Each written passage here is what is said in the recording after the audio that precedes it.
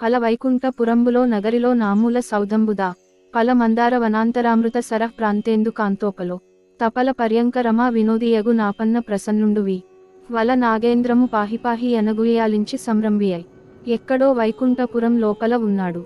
బయట సనక సనందనాది మహర్షులు, నారదుడు, గరుత్మంతుడు, విశ్వక్సేనుడు, ఆయన ధనుస్సు, కౌమోదకి అనబడే గద అన్నీ పురుషాకృతులలో బయట ఎదురు చూస్తున్నారు. ఎక్కడో లోపల ఒక మూల అమృత సరోవరం, దాని ప్రక్కన చంద్రకాంత శిలలతో నిర్మించబడిన పర్యంకము మీద అంతా అలంకారం చేయబడి పరచబడిన అరవిరిసిన కలువ పువ్వులు, ఆ పువ్వుల మధ్యలో పడుకున్న లక్ష్మీదేవి. ఆ లక్ష్మీదేవి ప్రక్కన కూర్చుని ఆవిడ పైట కొంగును చేతితో పట్టుకుని వేళ్లకు చుట్టుకుని చంటి పిల్లవానిలా ఆడుకుంటున్న శ్రీమన్నారాయణుడు. అలాంటి స్థితిలో ఉన్నా సరే తనని ఎవరైనా పిలిస్తే ఒక్కసారి మనఃస్ఫూర్తిగా పిలిస్తే పరుగెత్తుకు వచ్చే లక్షణము ఉన్నవాడు. ఏనుగు తనను రక్షించమని దీనముగా ప్రార్థించేసరికి శరణాగతి చేసి దాని దురవస్థను గమనించాడు. సిరికిం జెప్పడు శంఖచక్ర యుగముంజేదోయి సంధింపడే పరివారంబును జీర డబ్రగపతిం బన్నింపడాకర్నికాం తర దమ్మిల్లము జక్క నొత్తడు వివాద ప్రోత్తిత శ్రీకుచో పరిచేలాంచలమైన వీడడు గజ ప్రాణావనోత్సాహియై. లక్ష్మీదేవికి చెప్పలేదు. చెప్పకుండా పమిట కొంగు పట్టుకుని అలాగే వెళ్ళిపోతున్నాడు. లశంఖము, చక్రము, గద, పద్మము ఇవేమీ లేవు. 4 చేతులు ఖాళీగా ఉన్నాయి. వెనక వస్తున్న పరివారంతో ఒకమాట మాట్లాడడు. తనను అధిరోహించమని గరుత్మంతుడు ఎదురు వస్తున్నాడు. ఆయనని తోసి అవతల పారేస్తున్నాడు. ఆయానవి పెద్ద పెద్ద కళ్ళు. జుట్టు ఆ కళ్ళ మీద పడిపోతోంది. ఆ జుట్టును వెనక్కి తోసుకోవడం కానీ వెనక్కి సర్దుకోవడం కానీ చేయడం లేదు.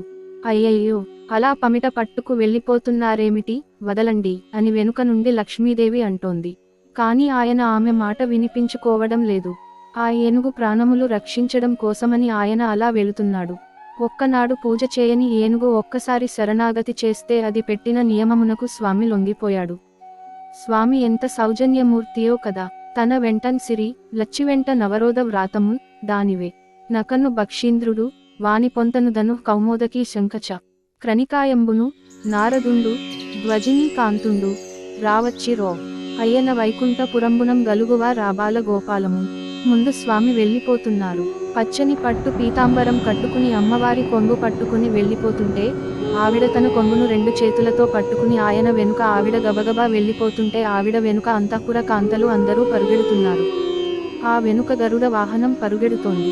శంఖము, చక్రము, కౌమదకి, సార్ంగమనే ధనుస్సు, బాణములు పెట్టుకునే తూనీరము ఇవన్నీ కూడా ఆయన వెనుక పురుష రూపమును దాల్చి పరుగెత్తుకుంటూ వచ్చేస్తున్నాయి. విశ్వక్సేనుడు, నారదుడు వచ్చేస్తున్నారు. ఆ వైకుంఠములో ఉన్న పిల్లవాని దగ్గర నుంచి ముసలి వాళ్ల వరకు అందరూ ఆకాశంలో వచ్చేస్తున్నారు. వాళ్ళు అమ్మవారి దగ్గరకు వెళ్ళి, అమ్మ, ఆయన సంగతి నీకు తెలుస్తుంది కదా, అసలు ఆయన ఎక్కడికి వెళుతున్నాడు, అలా ఇంతకు పూర్వం ఎప్పుడైనా వెళ్ళాడా అని అడిగారు. అప్పుడు అమ్మవారు, ఆయన అలా వెళ్ళిపోతున్నారు అంటే ఎవరో కలులు వేద ప్రపంచమును సోమకుడు తస్కరించినట్లు తస్కరించి ఉండవచ్చు. లేకపోతే ఏదైనా సభలలో ఆర్తి చెందిన కాంతలు గోవిందా అని ప్రార్థన చేస్తే వెడతారు. చిన్న పిల్లలను పట్టుకుని ఏదిరా పరమాత్మ ఎక్కడ ఉన్నాడో చూపించమని పెద్దవాళ్లు ధిక్కరిస్తూ ఉంటారు. అప్పుడు ఆ పిల్లలను రక్షించడానికి వెడుతూ ఉంటారు. ఇప్పుడు అటువంటి సందర్భములు ఏమైనా వచ్చినవేమో, అందుకని అలా స్వామి పరుగెడుతున్నారు అంది. అడిగెదనని కడువడి జాను నడిగినదన మగుడ నుడువడని నడయుడుగు వెడ వెడ సిడి ముడి తడబడా నడుగిడు నడుగిడదు జడిమ నడుగిడు నెడలను. అలా వెడుతున్న అయ్యవారి కాళ్లల్లో అమ్మవారి కాళ్ళు పడిపోతూ ఈ అడుగుతున్న వాళ్ల మాటలకు జవాబులు చెప్పలేక అమ్మవారి అడుగులు తడబడుతూ అయ్యవారి వెనకాతల నడిచింది. అలా వెళ్ళిపోతుంటే చెవులకు పెట్టుకున్న తాటంకములు ఊగుతున్నాయి. అవి అమ్మవారి ఎర్రటి చెక్కిళ్లలో ప్రతిఫలిస్తున్నాయి. ఇంతలో దేవలోకములలో ఉన్నవాళ్లు, మనుష్యలోకంలో ఉన్నవాళ్లు ఏమిటో ఇంత వెలుతురుగా ఉన్నదేమిటని ఆకాశం వంక చూశారు. ఒక్కసారి ఎక్కడి వాళ్ళు అక్కడ నిలబడిపోయారు. తపస్సులు చేస్తే కనపడని వాడు ఈవేళ ఇలా వెళ్ళిపోతున్నాడు చూడండి చూడండి అని చూపిస్తున్నారు. జనులందరూ అలా వెళ్ళిపోతున్న వారిని చూస్తూ నమో నారాయణ అంటూ నమస్కారములు చేస్తూ నిలబడ్డారు. కానీ పరమాత్మ మాత్రం తొందరగా వెళ్ళి ఏనుగుని రక్షించాలని గబగబా వెళ్ళిపోతున్నారు. అలా వెళ్ళిపోయి ఆ సరోవరం దగ్గరకు వెళ్ళి నిలబడి సుదర్శన చక్రమును పిలిచి వెళ్ళి ఆ మొసలి కుత్తుకను కత్తిరించమని చెప్పాడు. వెంటనే సుదర్శన చక్రం నీళ్లలో పడింది. గుబిల్లుమని శబ్దం వచ్చింది. సుదర్శన చక్రం మొసలి కుత్తుకను కత్తిరించేసింది. సుదర్శన చక్రం మొసలి తలకాయను కోస్తుంటే మకరము అనే పేరు గలవి అన్నీ మిక్కిలి భయపడ్డాయి. మకర రాశి సూర్యుని చాటుకు వెళ్లి నక్కింది. నవ నిధులలో ఒక నిధి అయిన మకర నిధి భయపడిపోయి కుబేరుని చాటుకు వెళ్లి దాగుంది. మొసలి అని పేరున్న ప్రతి మొసలి కూడా అభాయపడి అవి ఆదికూర్మం చాటుకు వెళ్లి దాక్కున్నాయి. ఎప్పుడైతే సుదర్శనం మొసలి కుత్తుకను కత్తిరించి స్వామి చేతిని అలంకరించిందో ఆ ఏనుగు సంతోషంతో కాలు పైకి తీసుకుని నావాడన్నవాడు, ఒక్కసారి పిలిస్తే వచ్చేవాడు ఈయన ఒక్కడే, మిగిలినవి అన్నీ కృతకములే అని తెలుసుకుంది.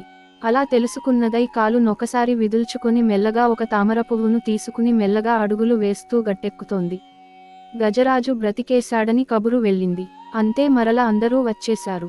ఒక తామర పువ్వును తీసుకు వెళ్లి శ్రీమన్నారాయణుడి పాదముల మీద పెట్టి కుంభస్థలమును వంచి నమస్కరించింది. దానిలో ఉన్న జ్యోతి బయలుదేరి శంఖచక్రగదా పద్మములతో శ్రీమన్నారాయణుని రూపమును పొంది ఆయన పక్కన వైకుంఠమునకు వెళ్ళిపోయింది. మొసలి చనిపోయినప్పుడు ఒక గంధర్వుడు బయటికి వచ్చాడు. ఆ గంధర్వుడు గంధర్వ లోకమునకు వెళ్ళాడు. ఆ ఏనుగుకు అంత పుణ్యం ఎలా వచ్చిందో చెప్పమని పరీక్షిత్తు సుఖమహర్షిని అడిగాడు. అప్పుడు సుకుడు ఇలా చెప్పాడు. ఒకనాడు ఇంద్రద్యుమ్న మహారాజు గారు ద్రవిడ దేశమును పరిపాలించేవాడు. అష్టాక్షరీ మంత్రోపదేశమును పొంది అంతఃపురంలో అయితే కొద్దిగా ఇబ్బందిగా ఉన్నదని ఊరికి చివరగా ఉన్న పర్వత శిఖరం మీద కూర్చుని అష్టాక్షరీ మంత్రం ఉపాసన చేద్దామని అక్కడికి వచ్చి మంత్రజపం చేస్తున్నాడు. అక్కడికి అగస్త్య మహర్షి వచ్చారు. తాను మంత్రజపం చేసుకుంటున్నాడు కదా అని రాజు లేవలేదు, పూజించలేదు. అగస్త్య మహర్షికి ఆగ్రహం వచ్చి మంత్రజలములను తీసి నీవు తమో గుణముతో ప్రవర్తించావు కాబట్టి ఏనుగు యోనియందు జన్మించదవుగాక అని శపించారు. అగస్త్యునికి పూజ చేసి ఉంటే ఆ జన్మలోనే మోక్షం పొంది ఉండేవాడు. మహాపురుషులైన వారు మీ ఇంటికి ఏనాడు వస్తారో ఆనాడు మీ పూజ ఫలించిందని గుర్తు పెట్టుకోవాలి. అందుకని ఈనాడు ఏనుగుగా పుట్టి గత జన్మలో చేసిన మంత్రానుష్ఠాన ప్రభావం వలన ఈ జన్మలో ప్రాణం పోయేటప్పుడు శ్రీమన్నారాయణుడు గుర్తుకు వచ్చి శరణాగతి చేశాడు. కాబట్టి ఒంట్లో ఓపిక ఉండగా పుణ్యం చేసి నామం చెప్పుకోవడం నేర్చుకోవాలి. మొసలిలోంచి వచ్చిన గంధర్వుని పేరు హుహు. ఆయన ఒకనాడు గంధర్వ కాంతలతో కలిసి నీటిలో నిలబడి స్నానం చేస్తున్నాడు. మద్యపానం చేసి ఉన్నాడు. పక్కన అప్సరసలు ఉన్నారు. మదోన్మత్తుడై ఉన్నాడు. అదే సమయంలో దేవల మహర్షి వచ్చి స్నానం చేస్తున్నారు. ఆయన తపస్వి. పురా పంజరం బయటకు వచ్చేసి బక్క చిక్కిపోయి ఉన్నాడు. అప్సరసలతో కలిసి స్నానం చేస్తున్నాను కదా, హాస్యం ఆడితే వాళ్ళు నవ్వుతారనుకుని మహర్షిని చూసి హాస్యం ఆడాడు. వాళ్ళని బాగా సంతోష పెడదామని నీటి కింద నుండి ఈదుతూ వచ్చి దేవల మహర్షి కాళ్ళు పట్టి లాగేశాడు. ఆయన అర్ఘ్యం ఇస్తూ నీళ్లలో పడిపోయారు. పడిపోయి లేచి అన్నారు, నీకు నీటి అడుగు నుండి వచ్చి కాళ్ళు పట్టి లాగడం చాలా సంతోషంగా ఉన్నది కనుక నీళ్ల అడుగు నుంచి వచ్చి కాళ్ళు లాగే అలవాటు ఉన్న మొసలివై జన్మించదవుగాక అని శపించారు. మహాత్ముల జోలికి వెళితే అలాంటివే వస్తాయి. కాబట్టి మొసలి అయి పుట్టాడు. ఈ జన్మలో శ్రీమన్నారాయణుని చక్రధారల చేత కంఠం తెగిపోయింది. మోక్షము రాలేదు, శాప విమోచనం మాత్రమే అయింది. అందువలన గంధర్వుడై గంధర్వ లోకమునకు వెళ్ళిపోయాడు. ఇప్పటి వరకు భాగవతములో చెప్పిన కథలన్నీ ఒక ఎత్తు, ఒక్క గజేంద్ర మోక్షం ఒక్కటి ఒక ఎత్తు. ఈ గజేంద్ర మోక్షమును చెప్పి ఒడ్డున నిలబడిన శ్రీమన్నారాయణుడు ఒక మాట చెప్పారు. ఎవరైతే ఈ గజేంద్ర మోక్షణమనే కథను శ్రద్ధగా వింటున్నారో లేదా చేతులు ఒగ్గి నమస్కరిస్తూ ఈ స్వామి కథను వింటున్నారో అటువంటి వారికి దుస్వప్నముల వలన వచ్చే బాధలు పోతాయి, తోగములు పరిహరింపబడతాయి, దరిద్రము తొలగిపోతుంది, ఐశ్వర్యము కలిసి వస్తుంది, గ్రహదోషముల వలన కలిగే పీడలు తొలగిపోతాయి, అపారమైన సుఖము కలిగి మనశ్శాంతితో ఉంటారు. ఇంట్లో అస్తమాను మంగళ తోరణం కట్టి శుభకార్యములు చేస్తూనే ఉంటారు. అందున విశేషించి గొప్ప గొప్ప వ్రతములు ఏమైనా చేసిన పిమ్మట గజేంద్ర మోక్షమును వినడం ద్విగుణీకృతమైన పుణ్యం. ప్రతిరోజు ఏ కోరిక లేకుండా ఈ పద్యములను అలా చెప్పుకునే అలవాటు ఉన్న బ్రాహ్మణుడు ఎవడు ఉన్నాడో అటువంటి బ్రాహ్మణుడు అంత్యకాలమునందు యమదర్శనము చేయడు. అతను శ్రీమన్నారాయణుని దర్శనమును పొంది ఆయన విమానంలో వైకుంఠమును చేరుకుని మోక్షమును పొందుతాడు అని శ్రీమన్నారాయణుడే స్వయంగా ఫలశ్రుతిని చెప్పారు.